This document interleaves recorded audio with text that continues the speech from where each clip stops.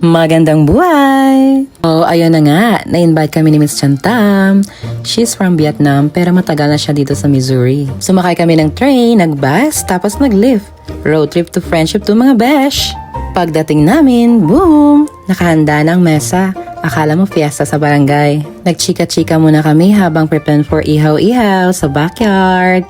Si Miss Chantam parang handa sa isang buong barangay. Dami ng food. Chef goals here. Habang nag-iihaw, dumating na rin ang mga tropa. Yes! Si Ma'am Catherine, si Ma'am Mariel, at syempre, si Ma'am Chona and his hubby. Bagong lipat lang sila sa Missouri. Pero grabe, feeling close agad. Galing sila ng Florida. Parang 10 years na kaming magkakakilala. Ito nga eh. Okay na to. Okay na to. Siyempre, after ng ihaw, kumain na kami.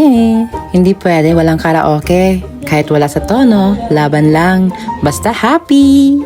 After ng banding at kantahan, hinatid pa kami pa uwi ni Miss Chona at Miss Chantam. Grabe na to, all around besties. So ayun na nga mga besh, isang masayang araw na naman filled with laughter, kwentuhan at bagong kaibigan. Till next gala ulit!